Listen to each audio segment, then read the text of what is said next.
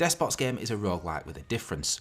From its colourful pixel art appearance, the game looks like your typical top-down indie dungeon crawler, similar say to The Binding of Isaac and Enter the Gungeon.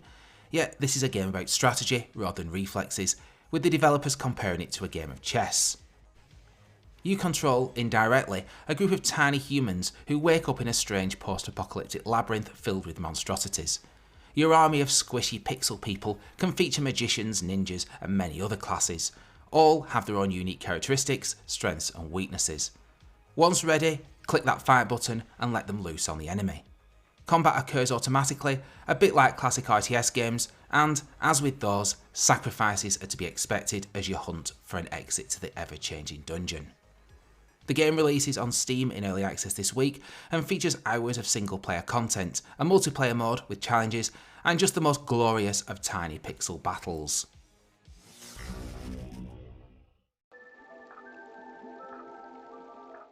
There's something not quite right from the very start of Night Reverie, and that's even before the protagonist Matt wakes up in a distorted version of reality.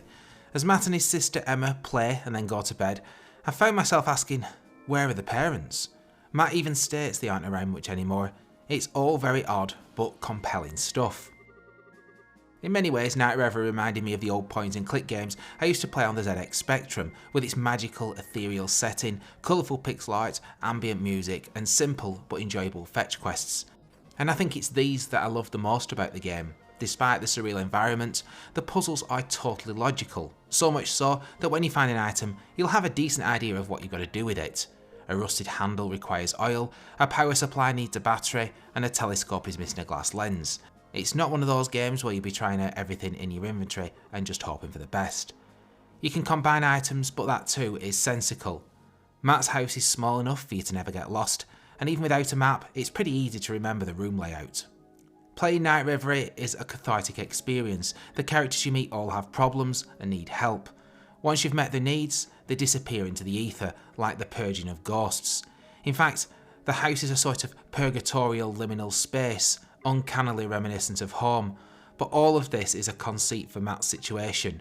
A reverie, after all, is a dream, and the characters you meet symbolise emotions and feelings from the real world.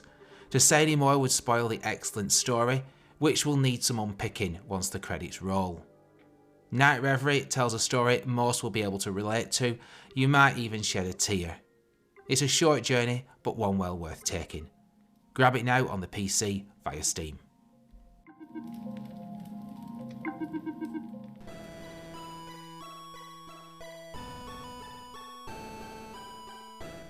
Any long-term subscribers of the channel will know I'm a real sucker for an old-school platformer, particularly if there's pixel art involved.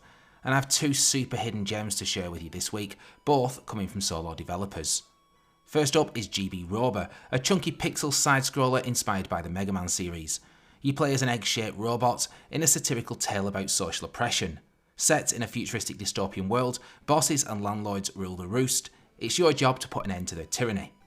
In classic Mega Man fashion, after the prologue you're faced with a series of levels to choose from, each with their own boss to defeat. These can be approached in any order, some more difficult than others, with each boss yielding a tool or a weapon on defeat. It's tough stuff, as it should be, with minimal checkpoints that force you to learn enemy patterns and get good. GB Robo has been made to look like an old school Game Boy game. Perhaps that's what the GB stands for in the title, who knows.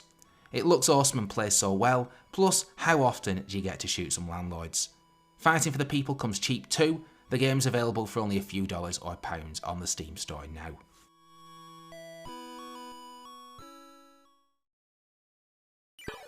Rather than the Game Boy, Electhead takes inspiration from NES era games.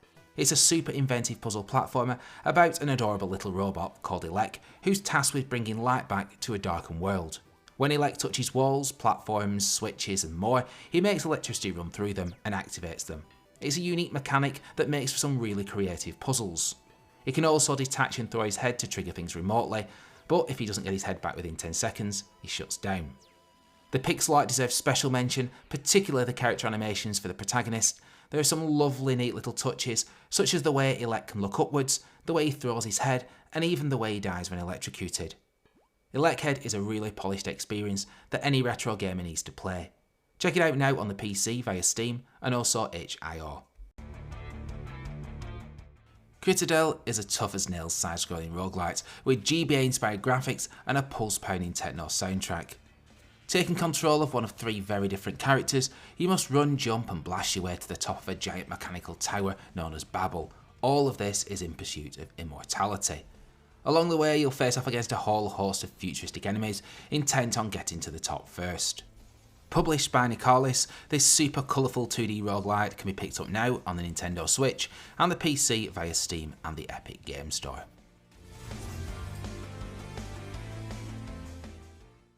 Up next and showcasing for the Indie Game Collective, we have Lumione, a precision platformer set in an undersea world starring a fairy called Glimmer. It uses typical features of the genre such as time jumps and wall grabs, but what makes this one unique is Glimmer's ability to fly for short periods. In many ways, your flight burst acts like a double jump, propelling you further, but the additional 360 control allows you to curl around hazardous platforms and get to safety. Whenever you land back on ground, your flight recharges. Like many precision platformers, Lumione is not a game for the impatient or those who don't like to try, die and repeat. Behind its colourful hand-drawn art style, which looks similar to Hollow Knight and the Ori games, lurks a pretty hardcore experience. I'd like to think I'm pretty good at the genre, but I still racked up 124 deaths in my first 30 minutes of play. If you're a glutton for punishment and don't mind sore thumbs, Lumione is a brutal beauty of a game. It's out now on the PC and the Nintendo Switch.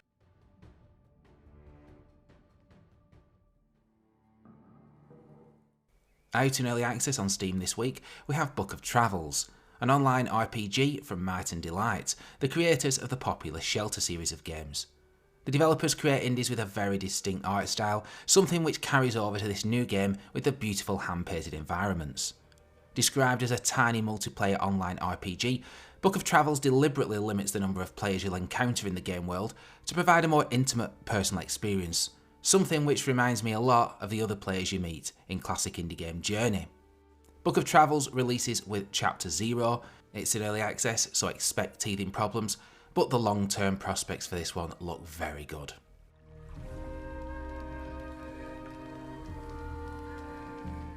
If you've enjoyed this video, please subscribe to I Love Indies and hit that like button. And why not leave a comment below on which of the featured indies most interests you? I'd love to hear from you. You can also follow me on Twitter for curated indies of the day and some super giveaways. My Twitter handle is @IndiesLove. That's it for now from me. I'll be back next week with more indie goodness. Until the next video guys, keep loving indies.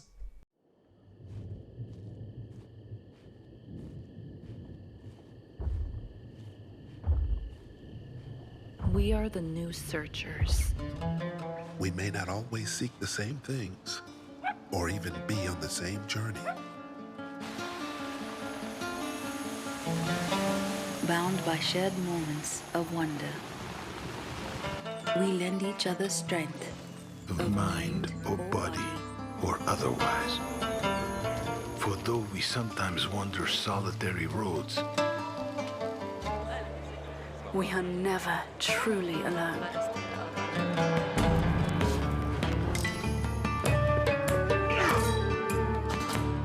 Whether we strive to slake our thirst for danger, or bring light to some deep, dark place. We are the new searchers. And if this is but a dream, then so be it. for dreams dreamt together make better worlds.